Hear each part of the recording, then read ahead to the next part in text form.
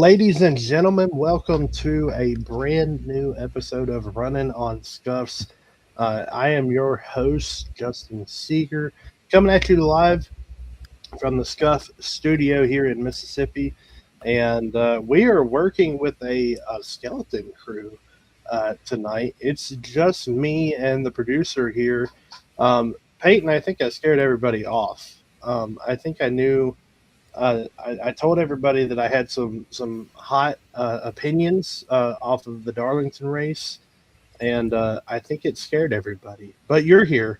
Um, I don't know if it's because you feel contractually obligated to be here, but um, I was promised gum as payment, so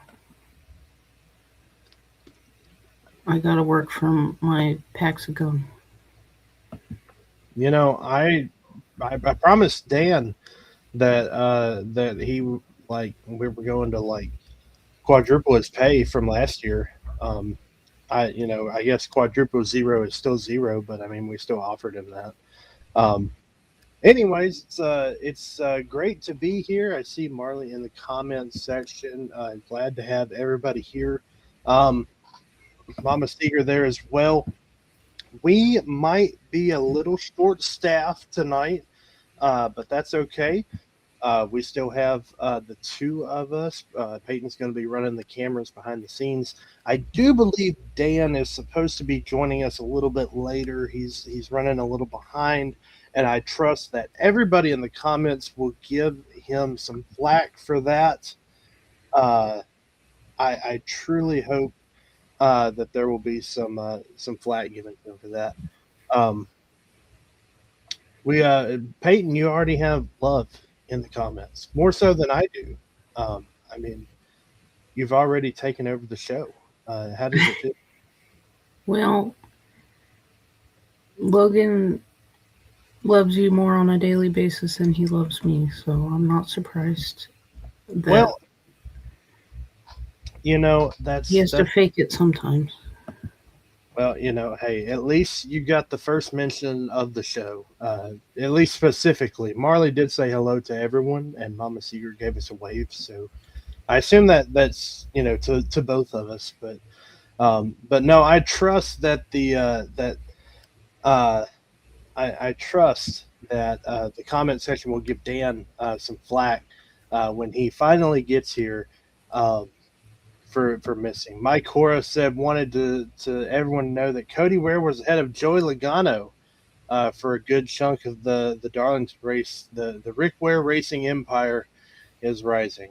And Logan says that Dan lazy, a lot like his opinions. So wow, uh, already getting the flag going. But we still got a good show for you guys tonight.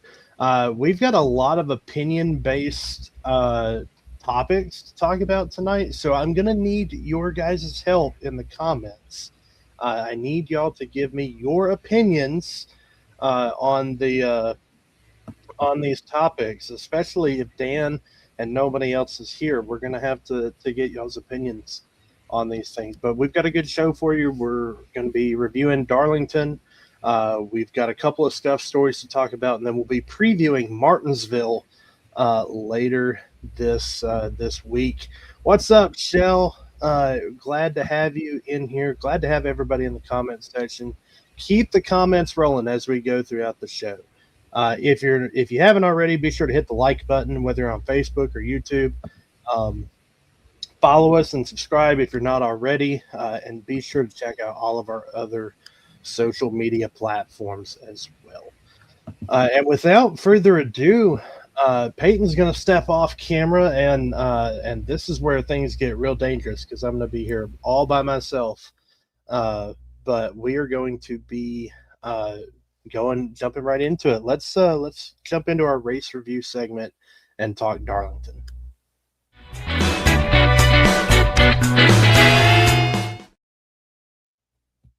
All right, so it was throwback weekend, whether or not NASCAR wanted to officially address that this weekend. Thank you for the vote of confidence, Mike. I really appreciate that. So it was Darlington race weekend. Throwback. There were some throwback schemes. And it was a throwback for Tyler Reddick to any of the first 3 weeks of the season, because Tyler Reddick overcomes some adversity throughout the race, and he picks up his fourth win of 2026, not career win, fourth win of 2026. Um, Fourth win, 6 different races. This is a dominant start to a season that we have not seen in quite some time, perhaps ever. As a matter of fact, Tyler Reddick joined the ranks of Dale Earnhardt and Bill Elliott of being the only drivers that have won 4 of the first 6 races in a season. So let's start there.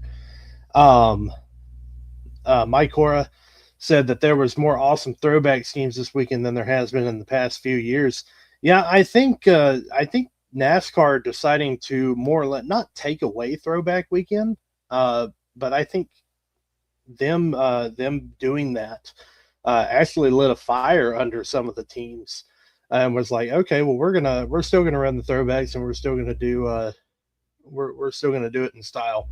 Um, Marley saying Tyler Reddick is on fire, and that's kind of where I wanted to start this off with. Tyler Reddick is off to an unthinkable start to the season, and I know there's been a lot of controversy. One of the true uh, uh, genuine pleasures of having this show on Thursdays now is that we get to kind of see what the industry and the media outlets think of these different outlets. Think of these Tyler Reddick wins, and I'm seeing it thrown around that Tyler Reddick, they did this when he won 3 in a row. That 2311 somehow got some kind of something in their settlement that made their cars faster. And that's why Tyler Reddick's winning so much, why he's won 4 of the first 6. But now that we're here, I think that Tyler Reddick is just that dominant. And I'll tell you what, we finally have our resident Florida man, Dan Foster, coming in. I think he's getting settled, so we'll give him a sec to get settled in and get ready, because I have something to say about Tyler Reddick and his dominance. I agree, Shell, with your comment. If that's the case, then what about Bubba and Herbst, or Front Row Motorsports? They were a part of this too. Here's the fact about Tyler Reddick's start to the 2026 season. I don't care who your favorite driver is. My favorite drivers consist of Chase Briscoe, Christopher Bell. I don't care if your favorite driver is Kyle Larson. I don't care if your favorite driver is Chase Elliott. I don't care if your favorite driver is Ryan Blaney. No offense, Peyton. I don't care who your favorite driver is. Tyler Reddick is kicking their ass so far in 2026.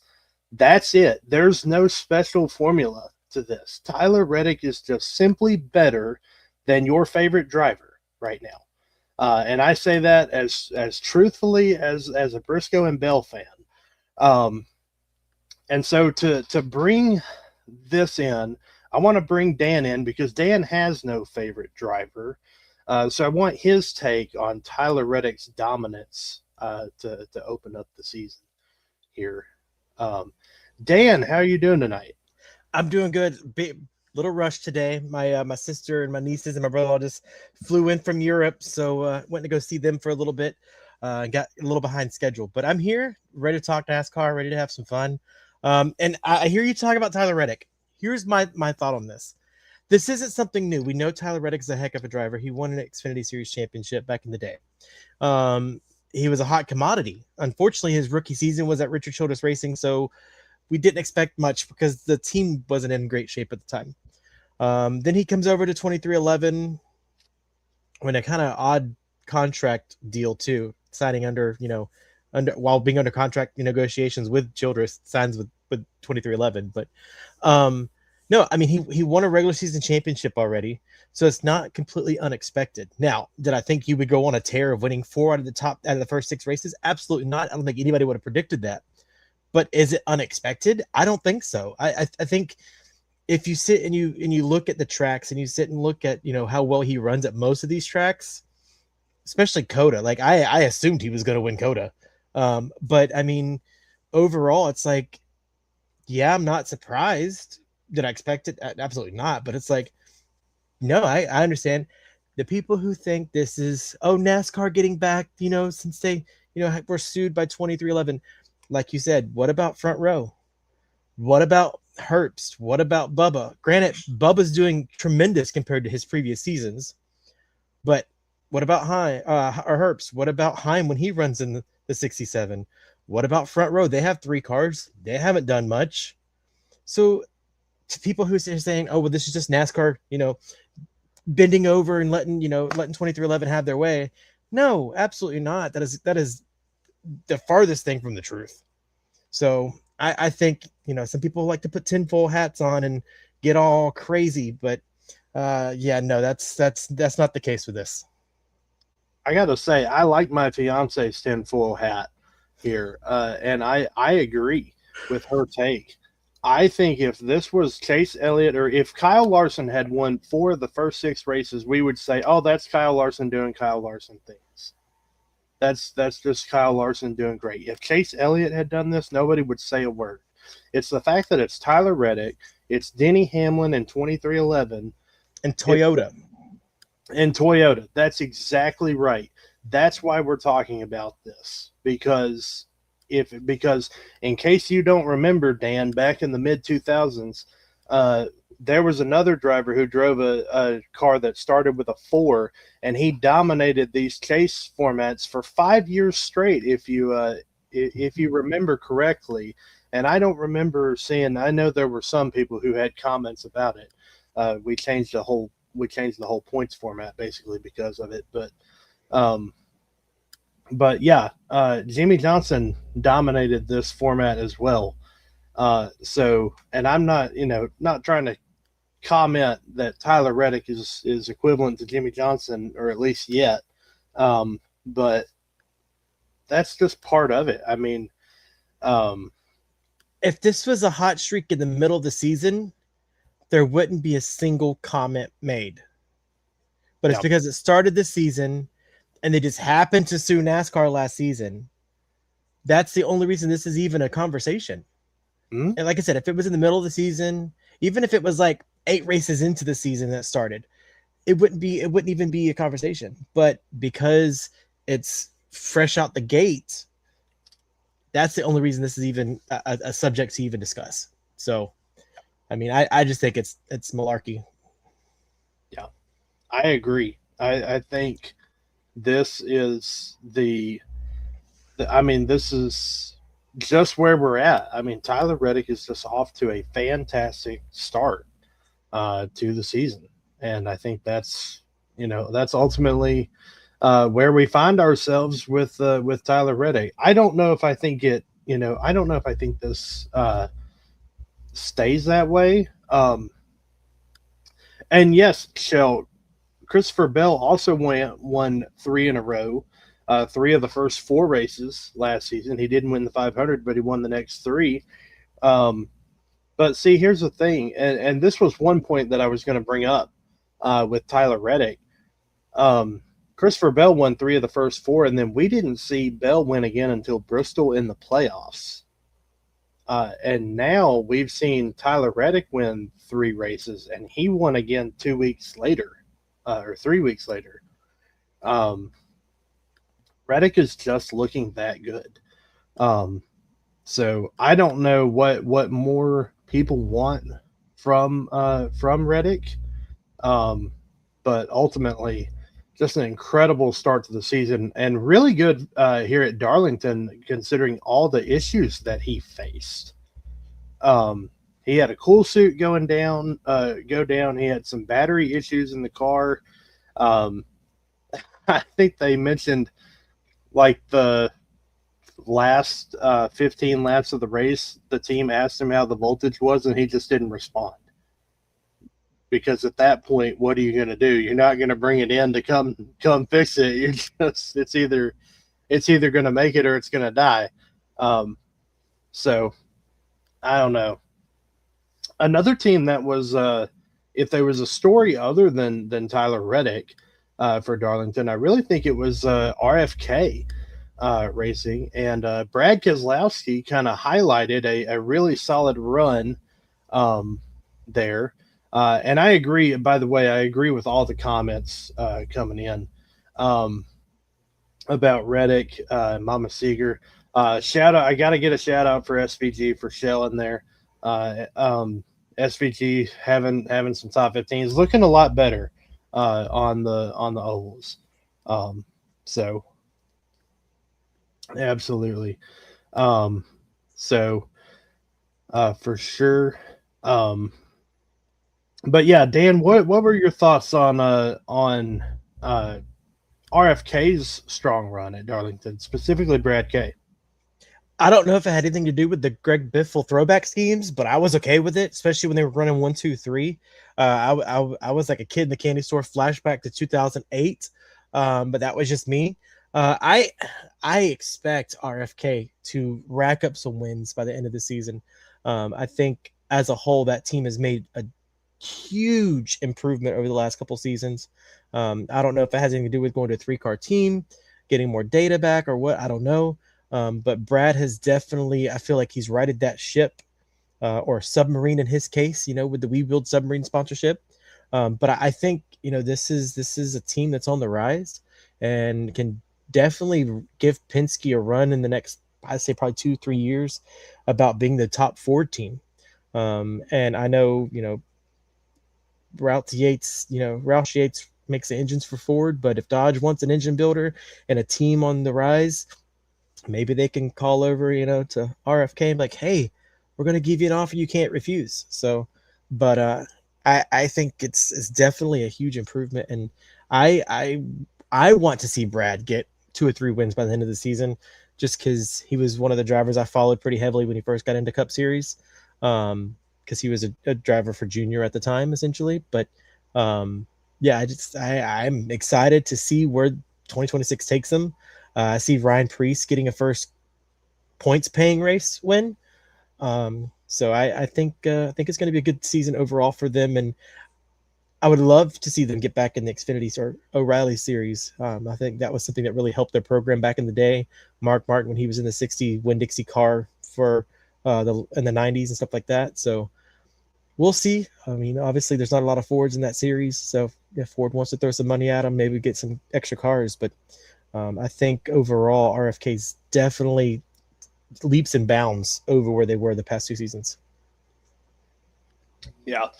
I agree with Shell. I think the 3 of them really seem to click together as a team really well. I thought we were going to have a replay of Reddick and Busher from Darlington a couple years ago. They got into it again. I was like, how fitting is it that it was the same 2? But yeah, all 3 RFK cars were running really well. At one point, they were running 1, 2, 3, which was really cool to see. And it would have been really cool to see Brad or one of the RFK cars get the win, especially honoring Greg Biffle the way that they did. But really, really glad to see that. And I agree. I think Brad K gets a win or 2 before the season's over. I think we get into that summer stretch and we really start to see Chris Buescher start to go on the rise typically. So maybe we'll see the 17 a little bit higher. I think all 3 of them probably make the chase. I think all 3 of them know how to earn points in that way. So let's talk about a couple drivers who had good runs going but didn't capitalize on it. And largely, I think it was because of driver mistakes. Kyle Larson, he was running pretty consistently inside the top 10 all day, and then he got into the wall and ultimately broke the toe link late in the race, and it cost him a top 30 finish. He comes home really low in the running, and even Chase Briscoe, who I think could be argued between he, Brad K, and Reddick, had potentially winning speed, but they short pit to try to get the track position back, and then it fell off at the end of the run, and very quickly they went from third and ultimately finished 12th. And so, Dan, I'm going to give this to you. Larson's in a little bit better position than Briscoe, but Briscoe's at a spot where he did gain points at Darlington, but Briscoe's in a spot right now because of the hole they got into in those first 3 or 4 races that they really can't afford to have runs like this. They really need to capitalize on the point.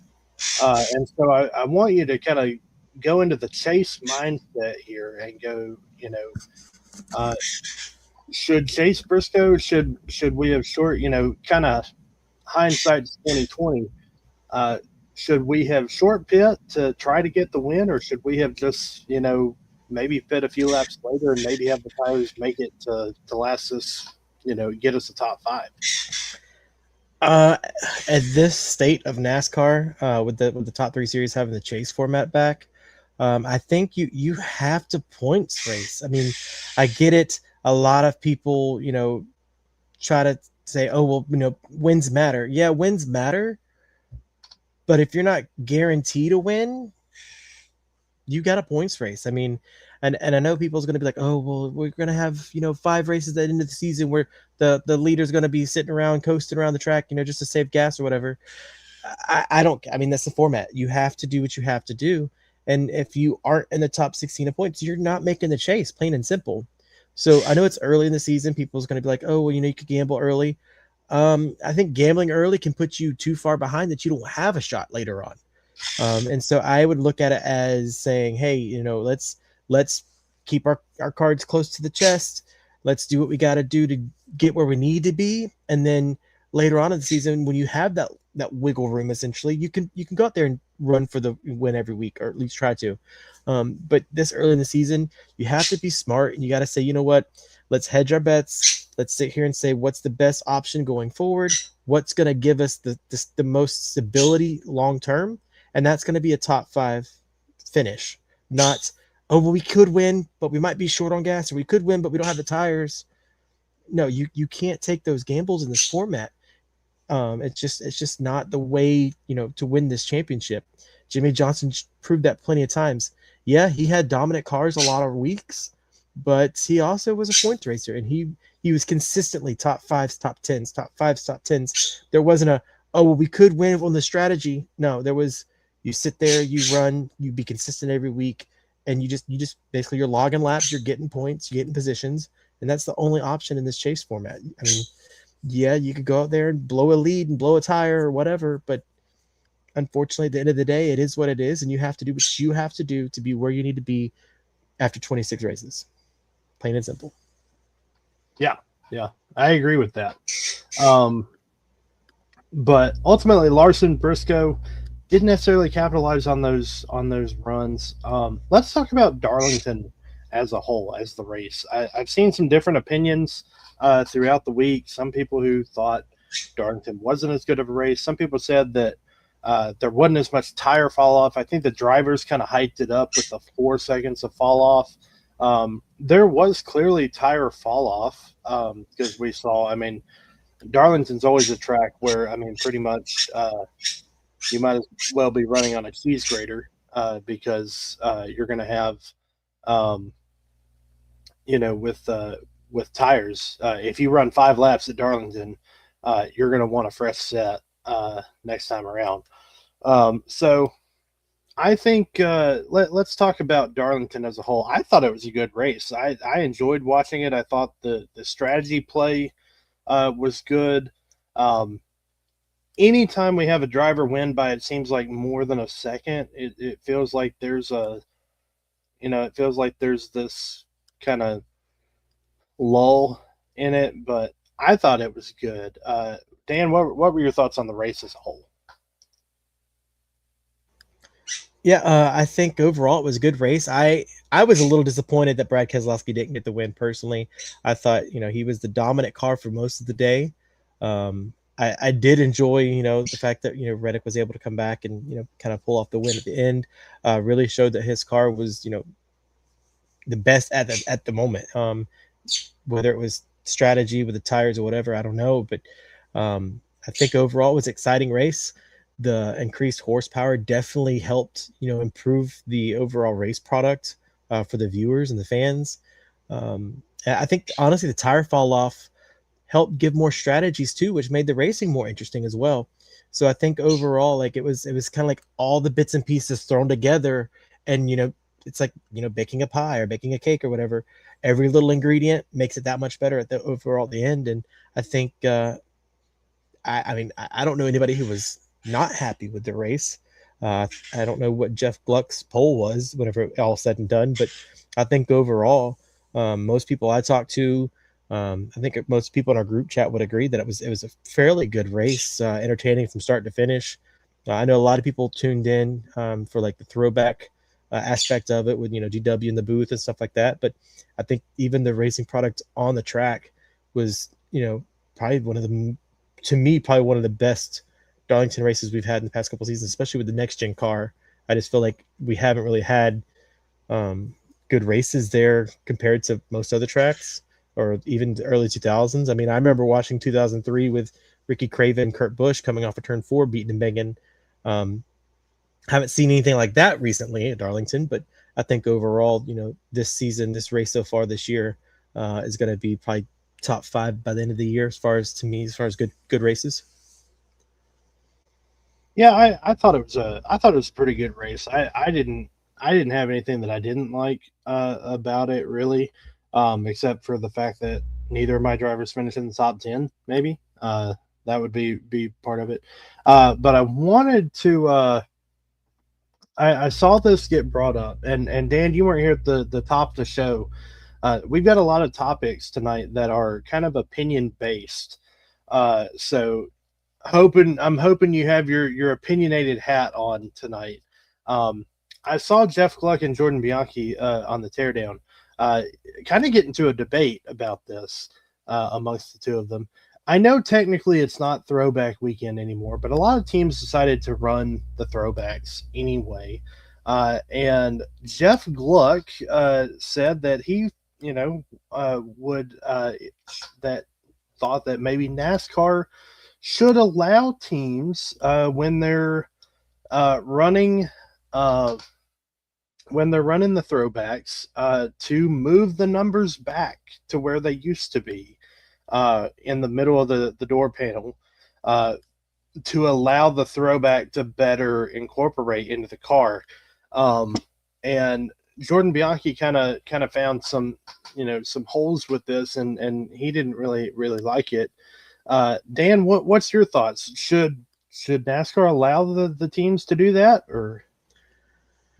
Oh, so I go back and forth on this specific topic, mainly because of consistency. I like having a consistent yes or no answer to things, and I understand there's things in the gray area. I get that, but to me, if we can't have a black and white decision, it's a little aggravating and frustrating. Now, my solution to that would be to give teams the freedom to put it where they prefer. Weekend, they could change it each week, but it has to be between the front fender at the A post of the car, and they could put it anywhere between there and basically the fuel intake on the rear quarter panel. As long as it's on the side of the car between point A and point B, I don't care where they put it. If one week the sponsor, the paint scheme looks best with it by the rear tire, cool. If it looks best underneath the A post where it is now, great. They want to do it for a throwback, put it in the center of the door, absolutely. But I want a consistent answer, not because it's throwback weekend, we can do it this one weekend. Well, what if I want to run a throwback at Daytona or Talladega? I mean, it can't have one here and there. It could be either open a rule book, point A to point B. You can put it wherever you want. Even if they want to say it's got to be between middle of the door and the A post where it is now, kind of a mixture between what used to be and what is now. That's fine too. But personally, as long as it's on the side of the car between the front tire and the back bumper, I don't care. But I think it needs to be a consistent week to week answer, not a, oh, well, we're at Darlington this week, so it's a special circumstance. No, I don't like gimmicks and circumstances. I want specific, straight to the point answers, black and white, put it in the rule book or take it out, one of the two. Yeah, I agree with that. And I kind of liked what Jordan Bianchi said about it. Like, are you going to have, because some teams don't run throwback schemes, are you going to have those teams run the number normally where it's moved up and the throwbacks in the middle? Like, I don't know. I agree with Jonathan Eason. I think NASCAR's number placement is a lot better than F1 and IndyCar, where you can barely see the numbers. Of course, their cars are a lot smaller. There's a lot less room to work with, but as long as in NASCAR, as long as the number's visible, I made a big deal about that when they decided to move them forward. I think as years have gone on, I think they've grown on me a little bit with them being moved forward. I think I still prefer them being center of the door, but it is what it is. I'm not going to make a huge deal about it. I mean, if you go back to the early 50s and stuff, they had like numbers like everywhere on the car. So I don't know, just a fun thing. I definitely agree with you though, Dan. I want uniformity. Whatever they do, I want it to be uniform. So before we move on from the race review segment, let's look lower. I've got a couple of lower series topics to talk about. First and foremost, Justin Allgaier gets the NASCAR O'Reilly Auto Parts win at Darlington. That's his second win of 2026. And this was a discussion on Dale Jr.'s podcast later this week. But ultimately, do you think where Justin Allgaier is right now, Dan, do you think that Justin Allgaier is a Hall of Fame driver? One of my group chats had this conversation earlier today. Unfortunately, I had that group chat muted, so I didn't see it until I was about to sit down to do this tonight. But the majority of that group chat was on the side of yes, he's Hall of Fame worthy currently. I go back and forth. Like this is a decision that I could see both sides of. Now I don't necessarily agree with the argument that only Cup drivers should be in the Hall of Fame. That's like Dale Jr. said. This is not the Cup Series Hall of Fame. This is the NASCAR Hall of Fame. So absolutely, we should have O'Reilly Series, Truck Series. The modified series from back in the day. Any of the regional series. But I definitely think that at the moment, Allgaier, to me, I would be voting him in. I think he's done a lot for that series.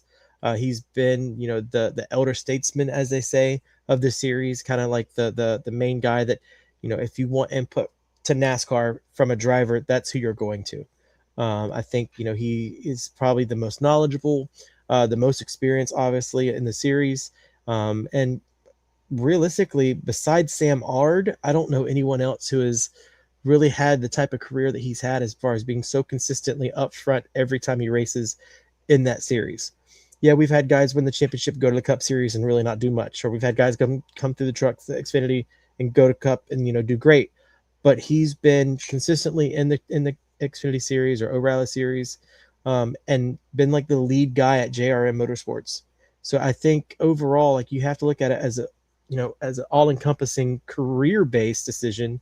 And yeah, I think that it's the championship and the wins that he's racked up, and the fact that he's been so consistently up front every week, every season. I think that without a shadow of a doubt, to me, qualifies him for Hall of Fame. Yeah, I don't totally disagree. I don't know if I'd vote him in right now. But one thing, when I had this discussion a couple nights ago with a racing group, and I said, give me one more championship, especially in this format. with if Allgaier can win the championship this year in a chase in a points based format, I would definitely say yes. One more championship, or I could see like if he gets up to right now he's sitting at 30 wins. If he could get up kind of close to 40, I definitely don't agree that the Hall of Fame should be only Cup drivers. Most notably on that is Ron Hornaday. I mean, Hornaday's in the Hall of Fame. So I don't think we have anything wrong with lower series drivers being in the Hall of Fame. So I don't see why Allgaier wouldn't be unless maybe, especially because when we talk about, like, this is one that comes off the top of my head, we're talking about Greg Biffle being on the Hall of Fame ballot list. So I mean, I think Greg Biffle. We talk about him having a Truck Series championship, having the O'Reilly's championship. We count that as part of their stats when Martin Truex Jr. gets inducted into the Hall of Fame. Yes, they're going to mention his Cup championship, his Cup career, but they're also going to mention that he was a 2-time Busch Series champion back in the day. So, I mean, I don't think that it is exclusive in that way. So, yeah, I mean, if you look at Shell's comment, Dale Jr. has 2 O'Reilly Series championships and 30 Cup wins. The Cup wins, to me, I don't think got Jr. into the Hall of Fame, which a lot of people would say it's his name as well. But I think overall, it's the fact that he won 2 championships and then went on to the Cup Series, competed many times for the championship, whether it was the chase format, the playoff format, whatever, and also got 30 Cup wins. So I mean, it's not one deciding sole factor. Well, he won championships in the O'Reilly Series, or he won 30 Cup races. I do think there is a threshold that if you get a certain amount of Cup races wins, you automatically, in my opinion, make it into the Hall of Fame. But overall, I don't think it's because he has a championship in the O'Reilly Series, or he has 30 wins in the O'Reilly Series, whatever it may be. I think you have to look at the whole picture. It's just like anything else from start to finish. When he first started in NASCAR, when he retires from NASCAR, if he gets one more championship, absolutely, I think 100% without a shadow of a doubt he'll get in. But I think right now, in my opinion, if I was one of the voting members, unless he's up against Denny Hamlin, Brad Keselowski, Kurt Busch, people like that, Kyle Busch, I'm putting Allgaier in, plain and simple. Yeah, I agree with that. Looking at the Truck Series on Friday night, let's talk about Corey Heim, back like he never left, if you will. It really wasn't a typical Corey Heim win, like from what you used to see last season, but he came from out of nowhere to and hello to Harvey. He's very devoted to myself personally, being my grandfather here. So glad to have you here with us. Corey Heim just snuck the win right out to the point where even Ross Chastain, who he passed on the last lap, was laughing about the fact that he just got beat in such a fashion. Corey Heim just crazy win. So one thing I wanted to talk about this, because this brought something up for me. I did hear that Denny Hamlin turned down the 5 truck ride so Heim could have it. Here's the thing. We know that Corey Heim's not running full time in any of the 3 series. He's kind of running part-time schedule in all 3. Corey Heim, I guess, has declared his points for the Truck Series. That's where NASCAR is scoring points for him. After 4 races in the Truck Series, Heim has only run 2 of them. He is sitting 8th in points. The top 10 in points make the chase. So my question to you, Dan, is can Corey Heim make the chase with not even running the full schedule? Absolutely. And he absolutely should. I think Corey Heim is the type of talent that we talk about once in a decade, once in a every generation, something like that. And I think he 100%, without a shadow of a doubt, can make it into the chase, unless there's a caveat that you have to run all races. I know during the playoff format that was a caveat that NASCAR threw in there. You had to be X amount of position in points and attempt every race. I think if the points system is like it was back, in the heyday of NASCAR, the early 2000s, late 90s, it didn't matter if you missed a race or two because you were injured. It didn't matter if you stayed home a week and didn't want to run the road courses. As long as you were, in position to win, you were in position to win the championship. I think if Corey Heim qualifies and position-wise of points to make the chase and NASCAR doesn't let him in, that, again, is a terrible excuse to not allow someone to run for a championship. He was smart in signing up for the Truck Series points, though, because that means he can run all Xfinity races and all Cup Series races, essentially. Because if you're running for Xfinity points or O'Reilly points, you can't run all the truck races. If you're running for Cup points, you can't run all the O'Reilly and all the Truck Series races. But since Truck is technically the third tier in NASCAR, he could technically run all three series full seasons. So I mean, it was a smart move on his part. I hope for the fan aspect of watching history be made, essentially, that he does qualify for the chase and he goes out and he just keeps racking up the wins, dominating the races whenever he is out there. And granted, I know he's not running full season. I don't think he's running close to a full season. He might be running half the season or maybe a little more, but if he runs like he is right now, he'll definitely have opportunity in the possibility of making the chase. And personally, like I said, I want to see him make the chase, go in there, at least make it to within the last race of the points, and be like, listen, if I go into Homestead with a chance to win it, all I gotta do is win the race and beat out everybody else. Absolutely. Bravo. Let's do it. I want to see it.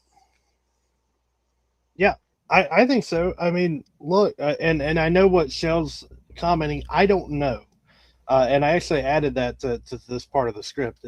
If Corey Heim doesn't run the full season, should he be granted a waiver? Look, if you can run part-time and still make the top 10 in points, you absolutely deserve a waiver. If Corey Heim can just come in and outclass the field the way that Corey Heim does, I mean, the Truck Series is just Corey Heim's playground at this point. Then he absolutely should be.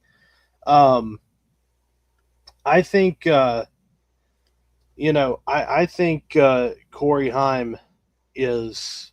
I think Corey Heim is more talented than Connor Zilisch. I know Connor Zilisch has had a lot of hype around him with his Xfinity season last year. I just think it was foolish for Corey Heim to not have some type of a full-time ride. I know we're kind of building up to what we presume is going to be a 2311 ride for him next year, I think. But man, what a talent. And he proved it at Darlington. So let us know what your thoughts are on the Darlington race weekend. Let us know what your thoughts are on Corey Heim, Justin Allgaier, anything that we talked about from the Cup Series to the O'Reillys to the trucks. And without further ado, we've got a couple of Scuff stories to talk about. So let's hop into the Scuff Stories segment.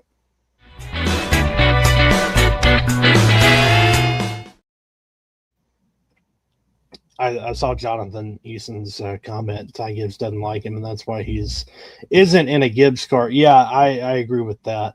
But Look, Ty Gibbs is going to have to get over. If I were Grandpa Joe, I'd be like, look, you can't deny the kid's that good, and if anyway, we could see Corey Haim in a legacy car because of that. You never know. I think his. Well, sorry, no, he sent me a text. It was a copy put in here, but he and I agree. I think Haim's going to go take over the 35. Riley Herbst is going to move to Legacy's new third car that they announced they're going to have next year. And I know a lot of people's high on Jesse Love, and I see Shell's comment about he's going to get a full-time ride before Love. I agree. I think unfortunately that's going to kick Love out of the Legacy car, and that's going to put Herbst over there in that car, whatever number it may be. We don't know yet, but I think that's going to be the final verdict. Yeah, I could see that. I think Herbst has the money behind him to pay for the new car. He's done it for 2311, and he can do it for Legacy too. Speaking of Legacy, they are a part of our first Scuff story. Darius Rucker, famed country music singer, as well as lead singer of the band Hootie and the Blowfish, has joined Legacy Motor Club's ownership as an investor. And I don't know. I feel like they have just added another captain to the helm, and I feel like this cruise ship, like I feel like the cabin of the cruise ship is starting to look like the party deck here, Dan. I don't know what your thoughts are. Yeah, I mean, if you want, to be if you want to be, sorry, my brain just left me with the word I was looking for. But if you want to be known in NASCAR, apparently a who's who, you want to go work at Legacy. I mean, you'll have connections from the country music genre, from the alternative pop genre back in the day with Hootie and the Blowfish. If you want anything to do with being known by people, you're going to go to Legacy. I mean, we had Pitbull at Trackhouse, but he packed his bags and left. So apparently the party is over there at Legacy. I don't know what they're doing, but you got the King, you got Hootie, you got Jimmy Johnson himself. I mean, what more do you want?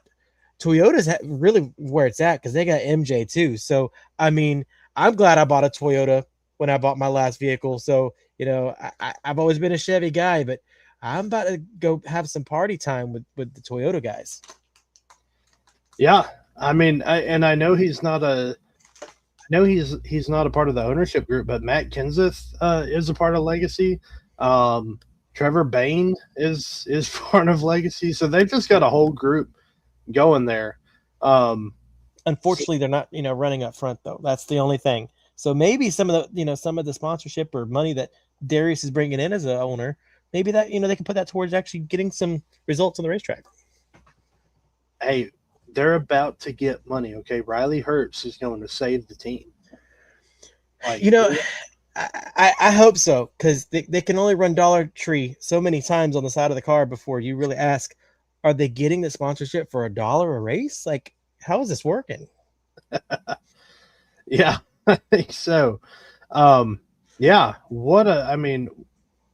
that was kind of a crazy story. And there is rumors that there are more investors involved in this. So who knows? Maybe next week they'll have some other famous star as a part of their ownership group. And our other, I don't know. I know Biffle drove the Toyota. Yeah. Didn't he drive a Toyota for Tricon? I thought I know he drove. Didn't he drive the one race for Kyle Busch back in the day? That's when he won at Texas. Was he already at Chevy, or was that Toyota? No, that was a Toyota. I remember that. I believe it was. I think so. I thought Biffle ran with Tricon once. I'm not sure. Maybe I'm making look it up. That's gonna I may very well be.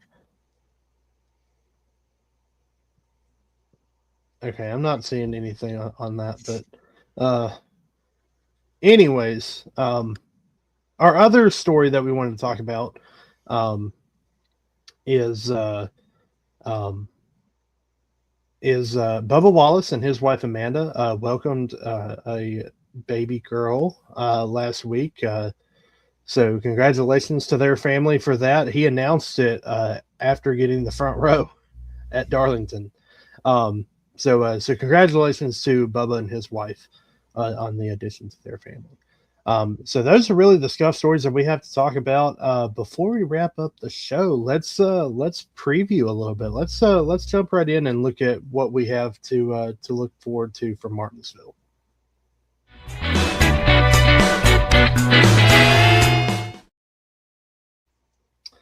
All right, so it's our first, what I would say, true short track of the season. We've got Martinsville, and it's the paperclip. Dan, are you excited to go short track racing this weekend?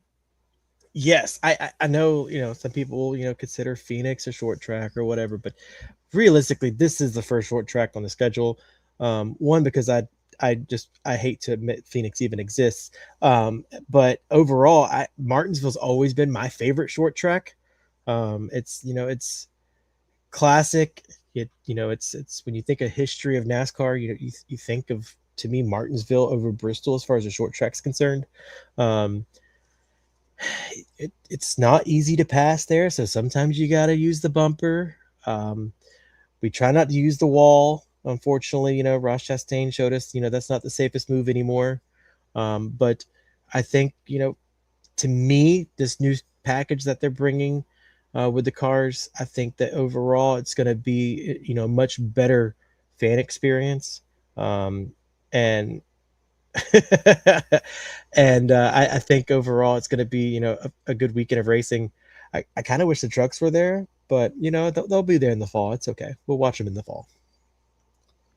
Yeah, I'm excited to go short track racing. And one question that I have for this weekend in Martinsville, will we see Hendrick show up? This is a track that Hendrick has been known to dominate, especially the spring race. We have seen Hendrick dominate the spring race here, and I think that if Hendrick Motorsports is going to at any point of the season hit the panic button because something's not right, it's if they don't perform here. So Dan, do you think Hendrick shows up this week? If they don't, I'm hitting panic mode for all of Hendrick. I think this is one of the few tracks that, when I personally think about the track, I think about Hendrick. There's only a handful of them still to this day that I think of. But overall, besides Charlotte, this is really the main one that I'm like, all right, if Hendrick doesn't run good here, it's going to be a bad season. And I think, historically, that backs it up. I mean, it's where they got their first Cup Series win back in the day with Jeff Bodine. They were going to shut the doors, close the doors down if they don't, win the race, and they go out when they win the race, and then, history, is written from there. So I think overall, sorry, I just read a message, but overall, this is a track where if Hendrick doesn't show up, we have to sit and say, what are we missing? What are they missing? And they're going to go back to the drawing board and have to figure it out, because I think this far in the season, they haven't really ran, as well as most people would have assumed they and expected them to. So I think overall, we get close to that panic button. We're just kind of hovering over it right now. And if by the end of the weekend, they don't look like, top tier team, we're hitting that button and we're going to go back to the drawing board. Yeah, I think I agree. This is the weekend where if you're Hendrick Motorsports, if you don't have, obviously Allgaier's kind of in a different circumstance, filling in for Bowen. But if you don't have 3 of your 4 drivers finish inside the top 10, especially if and if not one of you even graces the top of the leaderboard, we've got a problem. Um, so I think that's definitely where we need to see uh, Hendricks show up. We need to see that they still own Martinsville, uh, so that they can we can get a grip on what kind of season this is going to be, and maybe put Chevrolet's first win on the map, because I think we almost always consider Chevrolet, if any team's going to get their first win of the season, and it's not RCR in the Daytona 500, it's probably going to be Hendrick Motorsports. So uh, yeah. I think the arrow changed a lot more on it than they thought it would, and I think that's why they're struggling the way they are. So one other question here, Dan, you kind of mentioned that it's hard to pass at Martinsville. We've already seen some tensions rise from the first 6 weeks of this season.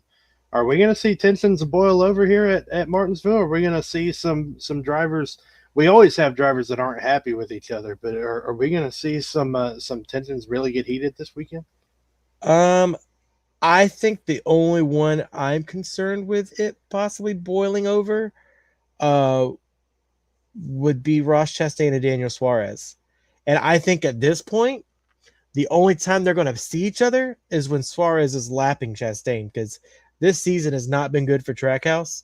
And I think overall, Suarez inspire. I don't know if him going over there's really changed the team that much, but I mean, he's definitely outrunning where that team performed last season, I feel like. And at the moment, it seems like it's one-sided, and I think Suarez might, say, you know what, you want to come barking up this tree, bud? We'll do it. Let's do it. We could see that. That's definitely the one that I think we could see. We also have Connor Zillett and Riley Herbst. We could see them.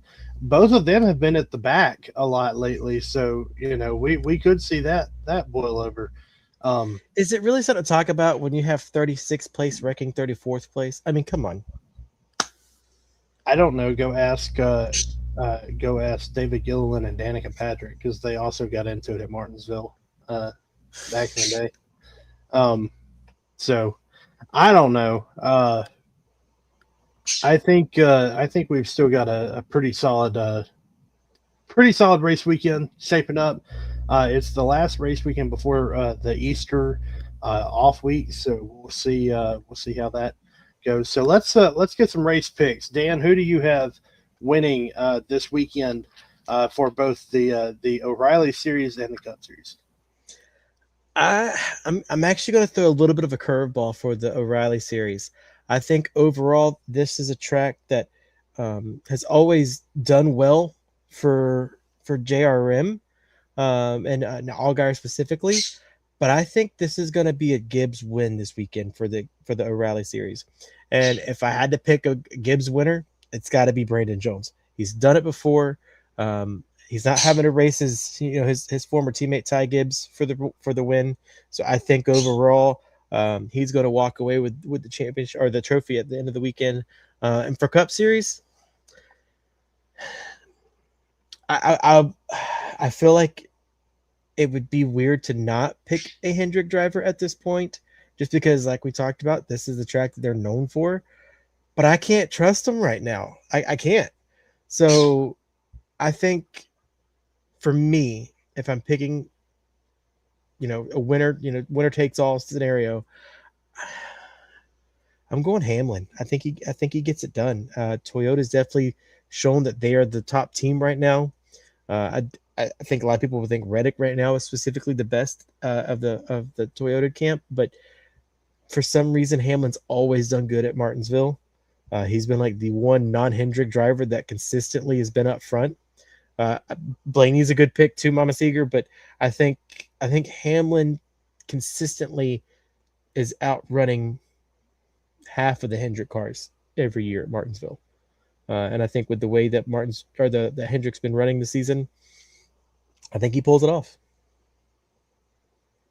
Yeah, we could definitely see that. I'm gonna go. I thought you were gonna go with my pick, for the Xfinity series or for the O'Reillys, and then you went a different way. So I was like, okay, I can still pose this to you because it was going to sound really really smart if I was the only one to do it, and then if you did it, I was like, well, I got to change my pick. But I also am going to go the Joe Gibbs Racing route at the O'Reilly level. But I think it's going to be Taylor Gray who gets the win. If you remember, it was Taylor Gray who got screwed out of this win last season by Sammy Smith, who just barrel rolled it into the corner. So I'm going to go with Taylor Gray to get the win here. And for the Cup Series, this is going to pain me to say. I want you to know this. I am going to go with Hendrick to win this race. And it pains me even more to say this. The only Hendrick driver that I have seen this season that has what it takes to get the win is Chase Elliott. I think Chase Elliott wins at Martinsville this weekend. He's the only driver that I've seen from the Hendrick camp that has what it takes to get it done. So I'm going to go with Chase Elliott. I think he gets it done. I don't enjoy saying that. It's just the where I'm at. Believe me, I hope I'm wrong more than anybody in the world. Let us know who you guys think. I gotta say, I'm seeing the comments about Hocevar, and this like, how many people is Hocevar going to barrel through because he can't pass them this weekend? That's what I gotta know. How many people is Carson Hocevar going to make mad this weekend?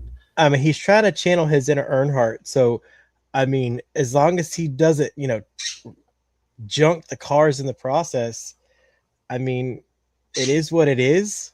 And I definitely see him at least shoving a couple out the way. Might not wreck them, but shoving a couple. I mean, also correct, Shell.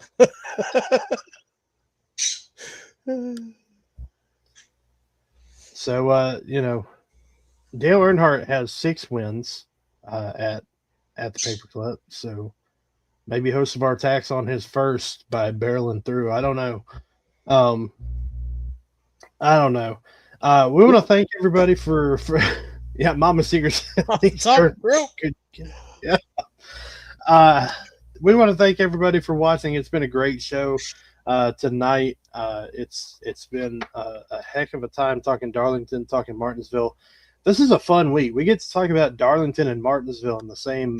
This is NASCAR history right here. We're talking Darlington and Martinsville. So it's been a fun show. Let us know who your picks are for Martinsville if you haven't already. Be sure to tune in to our social media. Check out our website. And again, be sure to follow us on Facebook and subscribe on YouTube if you haven't already. We appreciate everybody for tuning in. Let's bring Peyton back into the fold. Peyton, do you have any race picks this weekend? For the O'Reilly series, I think it's going to be Sammy Smith. And this pains me to say, however, for the Cup Series, I think it's going to be Lego Bill. Solid picks. Well, it is what it is, and we can always, when we make picks, we can always hope that they're wrong. Dan, I don't know how that works for you, because you don't have a driver you root for, so I guess your picks just are who you root for. You can just pick any week who you want to root for, pretty much. I mean, and that's usually kind of how it goes. Like, if I feel like somebody's really deserving that week. Okay, like this past weekend, Brad Keselowski was the guy I was rooting for because one, I felt like he dominated that race, led so many laps, and honestly, I would love to see him get a couple more wins before he hangs it up for good. So, yeah, I mean that's generally what I do. If there's a driver that sticks out to me that week, or dominates practice and qualifying, or maybe he had a tough break last week and blew engine early in the race. All right, well let's get a good rebound, bounce back. So, I mean, yeah, that's pretty much how my weekly weekly pick goes as far as who I'm rooting for. There's some weeks where entertained watching the race itself, not having to really root for anybody. I'm in multiple fantasy leagues, so try to keep up with the drivers that I pick on that. Hope they do have a good week. But other than that, that's pretty much it. Whoever I just have a good hunch for that day. I spread in multiple fantasy leagues. I usually spread my picks out from one to the next because like usually at least one of them will hit, right? Like, but anyways, thank you to everybody who's watching. We appreciate y'all for showing up, showing out. Appreciate y'all for being active in the comments tonight. It really helped, especially with such an opinion-based show. We always enjoy it when y'all get involved with it. So always fun. Peyton, what say you for your closing comments tonight? Martinsville is admittedly not my favorite track. I have always wanted to try a Martinsville hot dog, though. I'm not going to be able to do that this weekend. I'm not going to Martinsville. Surprise, surprise. But someday I will try a Martinsville hot dog. That's on my bucket list. A bucket list Martinsville hot dog. I think that should be on every NASCAR fan's bucket list. And I'm not even a fan of everything that goes on a Martinsville hot dog, but like I would try it. Like, Dan, what say you for your closing comment? Are you going to be enjoying a Martinsville hot dog this week?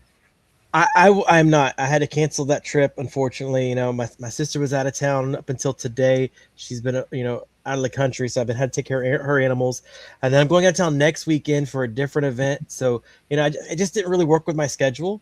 But I will say, Martinsville hot dog is also on my bucket list. And I don't eat everything that's on it, but as I say, when in Rome, right? So if I ever get to Martinsville, I'm eating it 100%. No questions asked. I don't even care if I don't like it. I'm still going to eat the whole thing because one, I paid for it, and two, I don't waste money. But overall, yeah, I'm excited to watch Martinsville. I think it's going to be a heck of a race. If this new, this new rule package that they rolled out this year is anything like it was at Darlington, I'm absolutely excited for it. I think it's going to be an entertaining race for sure. And hopefully we get a new winner. Anytime, we have a new, even if it's new on the season or just a first time winner, regardless, I'm always excited and happy about that. So, and we have more than 36 cars in the field, which is always another good thing that I'm excited about. So, hopefully it's an enjoyable race. We all get to watch it and enjoy every lap. And hopefully, it'll be another exciting week to talk about next week. Well, you heard it here first, folks. Dan said he would be happy if Chase Elliott won the race.